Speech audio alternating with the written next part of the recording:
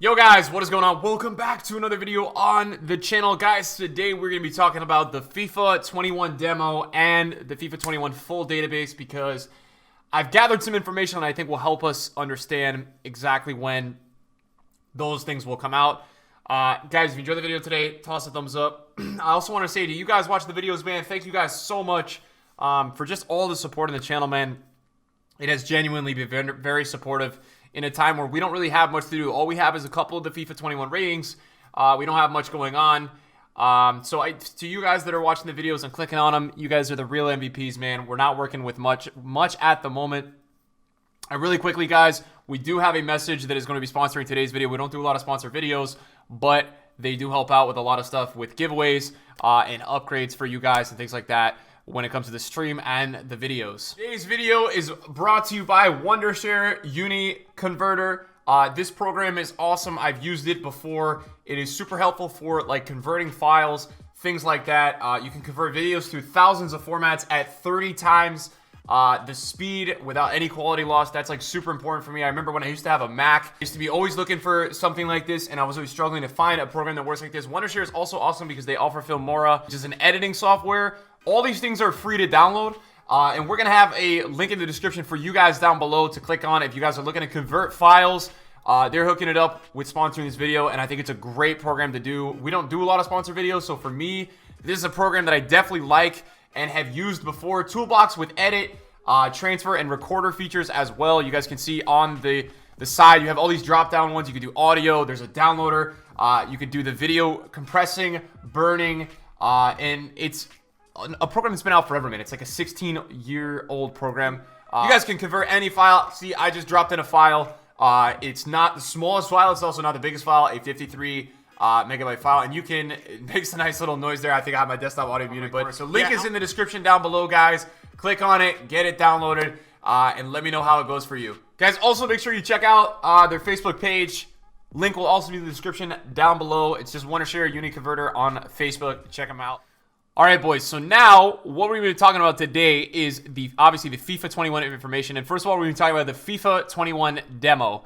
Now, last year, guys, the FIFA 20 demo came out on, I believe it was the September 11th or September 10th is the release date on the demo last year. Now, last year also, the full database was released on September 10th. Now, if we take a look at FIFA 20's actual release date, the standard edition was out on the 27th of September. So that was a Friday. The early access was out on the 24th, and then there was also the EA access, which you guys know is different than the early access. And the EA access was available, I think it was even on the 18th, the 19th, and the 20th with the web app. So it was like even a couple days before. So it was about 9 to 10 days before that 27th of September day. But what's important to understand is that it was about 2.5 weeks before the standard edition release that we had the demo release, and that we also had the full database release. Now, if you guys don't know what the full database release is, that's obviously every single player in the game coming out and giving the stats. Not all the in-games were there, but then they eventually became more available as I checked this Reddit form, which was dated to September 10th. So you're looking at about a 17-day time span before it's all actually coming out before the game. So if we take a look at, let's say, FIFA 21 release dates, I think it's out on October 4th this year. People are expecting that the demo is going to be out. Last year officially was Thursday the 12th, which would have been 15 days before the full game release. And if we follow the pattern of E-release the demo 2 weeks before release, the FIFA 21 demo should land on Friday, 25th of September. Now, I think it's going to be a little bit earlier than this date. I'm almost thinking it's probably going to be next Thursday or next Tuesday. I also think that the new database is going to be out next Tuesday. So my predictions are that we will see the database come out probably on the 22nd, and the demo probably anywhere between the 20th and the 24th. I think these are likely dates to see. What we do have to keep in mind, though, guys, compared to last year, is that last year, guys, the earliest time you could play the game was the 24th. So if you subtract 3 days, I think the earliest time you can play FIFA 21 is the 4th of October, if I'm not mistaken, the 3rd or the 4th. So if you subtracted like 12 days from that, which is what we've kind of done last year to get the numbers, we're looking at like pretty much like a September 22nd, September 23rd kind of release date September 20th for the demo and database. So I personally think at a week max, we are going to all have access to the demo and to the database for FIFA 21. That is my prediction. That is genuinely like how I feel. I mean, is the FIFA 21 demo a really big deal? It's not. I know that some of the people that click on the videos and care about FIFA do care about this because it's kind of a build that it's an idea of understanding what it's going to be like at kickoff. Is it that similar to the gameplay? No, it's not really that similar to the gameplay. You know, the demo last year was not too similar to the gameplay, and it's also kickoff, so it doesn't really give you a taste of what Ultimate Team is like. It's not really the same. So that's certainly something to consider. And then the database is actually really important because the database is genuinely what we can use to make teams look at in-game stats, try to start to understand, okay, I want to use this guy in my starter team. I don't want to use this guy in my starter team. And I feel like the database is always a really fun thing to do a week or 2 weeks before the game comes out because you can really look at cards that you want and cards that you also don't want. EA also today on their Twitter, guys, released, I think it was a couple of new of the statistics things. So we got a couple more players into FIFA 20 Ultimate Team, 21, that are confirmed. We've got a Leon Bailey here with 94 pace, 76 shooting, 82 dribbling. Nothing too crazy. Sar has a decent card, man. For Prem starter teams, this card is going to be wild. 94 pace, 77 shooting, 80 dribbling. I think in FIFA 20, though, the only downside with this card is he has a 3-star weak foot. But for early on teams, he looks pretty nuts. I saw on Twitter today there was like an Adama Traore that was leaked. And I don't know if he got put into Footbin or Footwiz yet. But I saw on Twitter today that there was an Adama Traore. And I do want to try to find that for you guys. Maybe Footwiz has it added in. I don't know, though, because people are obviously trying to keep things to be the most confirmed as possible. But there was an Adama card that I believe had 96 pace, I think 69 shooting, but in terms of like a starter team type of player, that's going to be a player that a lot of people are going to be going after, in my eyes at least. And then other than that, I mean, I don't know if we talked about it yesterday because this card just came out, but Iñaki Williams should be a very nice starter card.